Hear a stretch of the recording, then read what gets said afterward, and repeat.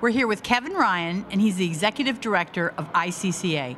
Kevin, for the benefit of our viewers who are not familiar with ICCA, can you tell us a little bit about that organization? Sure. The International Corporate Chefs Association, we're in our 9th year, so we're relatively new, and it's for the top 200 chains or multi-unit operations in the country. So it's everything from McDonald's to fine dining restaurants to chefs, corporate chefs. It's the highest ranking culinarian as well. So that's who can be the member. It's one person, the top ranked person. And it's hotel chains, cruise ships, and all of that. So it's non-commercial as well. So it's a great opportunity for them to network with each other, and we do extremely high-end educational programs to help them, in their careers. And this was your idea, correct? Is that correct? Well, it's something that came up. I've been working with chefs associations for 20 years, so I don't like to call it my idea because we actually have there were 10 founding board members, if you will, that are people that some I knew throughout the industry, and others I reached out to just to see if this was a good idea.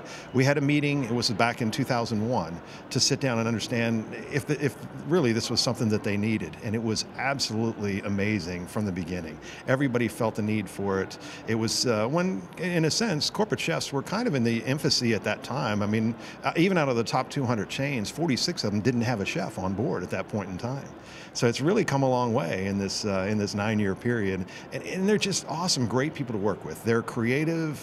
They're also, most of them are VPs of major corporations, so they have to work with the finance, the chief financial officer, the marketing department, operations, as well as, of course, they're the guru of research and development for the new menu items.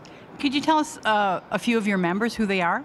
Oh, sure. Our immediate past president is Dan Coudreau from McDonald's. I always like to use that one because in our talk, when we go to hotels for our summit, we call it, which is our biggest event of the year, we go to places like the Four Seasons, which is where he came from. So Dan, who is a CIA grad, and that's very typical. Many of our chefs came from fine dining or the hotel industry, and then went to chains. I think they went there because they felt it would be a better way of life, and you'd have those weekends off and holidays off.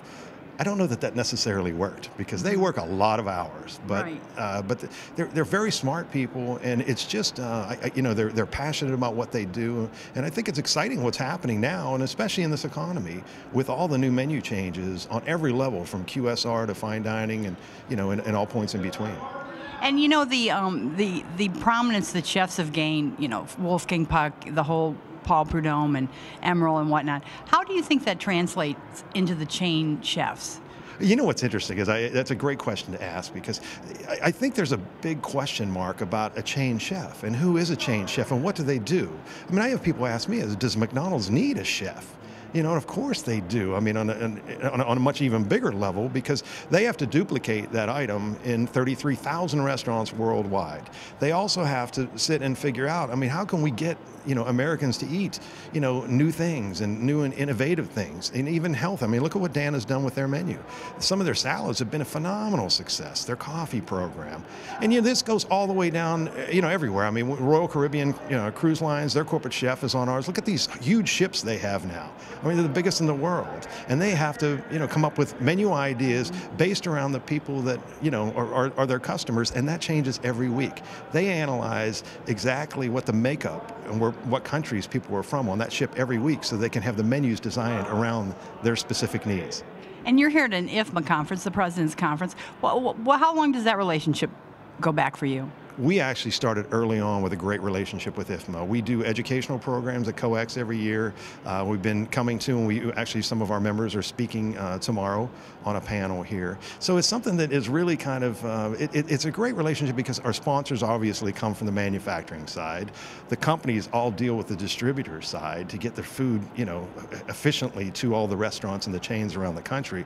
So every person in that room is extremely important to our members. So it's a great relationship. And it's really just it's an awesome time to get together and really be able to, kind of, your guard is down and you're able to talk to them personally, and it's not so much business to business. Thank you.